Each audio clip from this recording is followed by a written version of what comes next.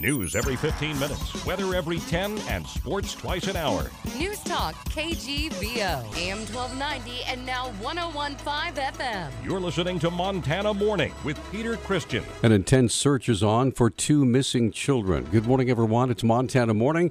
Congratulations, you made it. It's Friday, June the 5th, 2015. And kind of summer's underway, especially with a morning like this.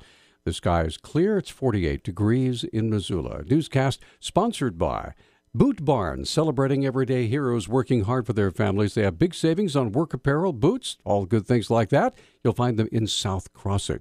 Missoula's top story this morning. Missoula police requesting a missing and endangered person advisory be issued for a 6-year-old boy, Callan Cassidy Robinson, and his 1-year-old sister, Sula Cassidy Robinson.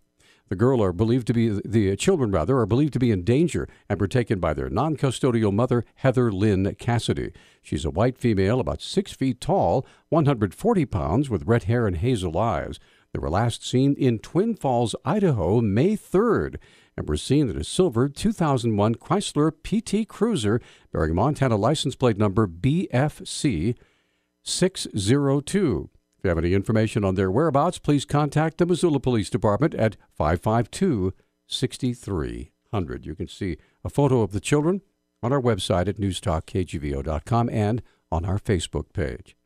A 13-year-old girl that has been missing since late April has been found safe by Missoula Police. She's back with her guardians. Missoula Police Public Information Officer Travis Welsh has more on that. Cheyenne Pfaff, who was reported as a runaway at the end of April, was located at a residence on the north side at about 9:30 Wednesday night. We say everybody involved is very concerned, worried for her health and safety.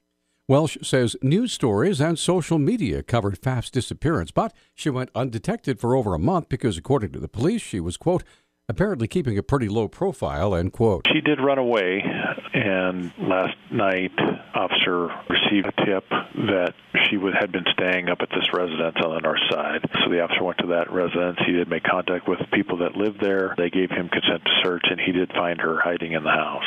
We're very pleased that we did locate her last night, and she appears to be in good health, and she's been returned to her guardian care. For more information can be found at our website at newstalkkgvo.com. A transient man has been sentenced to 10 years in federal prison as an accessory to a murder on Montana's Northern Cheyenne Indian Reservation. Family members of the victim, 21-year-old Hannah Harris, told U.S. District Judge Susan Waters yesterday that the defendant was getting away with murder. Prosecutors said the badly decomposed state of the victim's body prevented authorities from pursuing further charges against 36-year-old defendant Garrett Wada. Under a plea agreement, prosecutors agreed to drop murder and rape charges against Wada. He pleaded guilty to being an accessory after the fact for dumping Harris's partially clothed body in the Lame Deer Rodeo grounds in July of 2013. Wada's common-law wife, Eugenia Rowland, was sentenced in February to 22 years in prison on a charge of second-degree murder.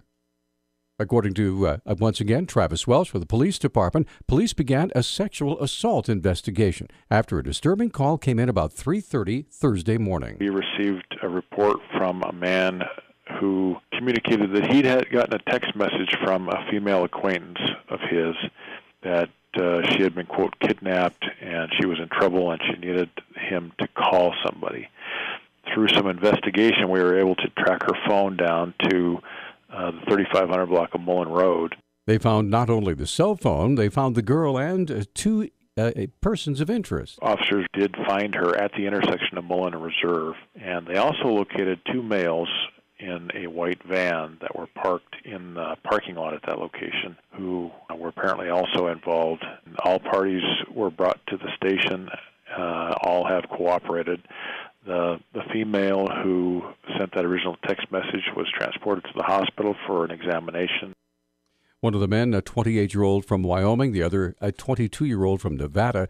Welsh said they met the 21-year-old Missoula girl at a bar on the north side of town. No arrests have yet been made. A 51-year-old Butte man has been sentenced to 7 years in federal prison for distributing child pornography and possessing a firearm not registered in the National Registry. Department of Justice officials say Robert White was sentenced yesterday in Missoula to 7 years for each count to run concurrently. Chief U.S. District Judge Dana Christensen also sentenced White to 10 years supervised release and $4,000 in restitution to forfeit his laptop, computer, and the firearm. A 17-year-old high school student from Whitefish is proposing a ballot initiative to allow teachers with concealed weapons permits to carry guns on school grounds. Chet Billy submitted the first Citizens Initiative proposal for the 2016 general election ballot. This was on Tuesday. The proposal would allow teachers from elementary school through college to carry concealed handguns if they have permits. Missoula Parks and Recreation Department trying to decide how to spend $1 million on playground improvements throughout town. The money was designated during the 2014 Parks and Trails Bond.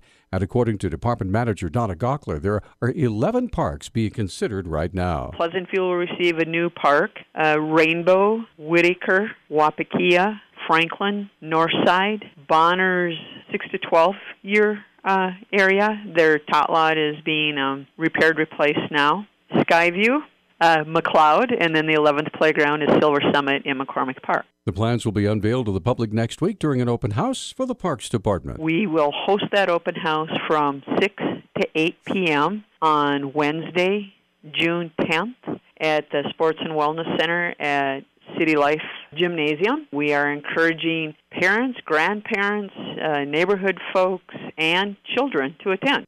This evening, Missoula Parks and Rec will put the playground plans up on their website for all to see. Loyola student Payson Jacobson started a 5K just last year after learning about the death of a family friend who passed away due to heart-related health problems. He was only 42. This year, she's continuing with the race to raise awareness for heart health in Montana. It's in Potomac at 10 o'clock on Saturday, the 6th, and it's to raise awareness for heart health in Montana. The participants pay $25 to run, and that money all goes to the Montana Heart Institute. Jacobson says she started the heart race last year for an 8th grade school project and raised $2,100. She wants to continue the race again this year to continue promoting heart health awareness. If they want to sign up, they can go to our website, and that is healthyheartrace.stinge.com. STINGE. That's healthyheartrace.stinge.com. Way to go. News Talk time now, 6:12. News Talk, KGVO. Missoula's official weather station. Mostly sunny skies today with our high temperatures right around the 80-degree mark. There's a slight chance of a shower or thunderstorm this afternoon. Ample sunshine through the weekend with our highs in the mid to upper 80s.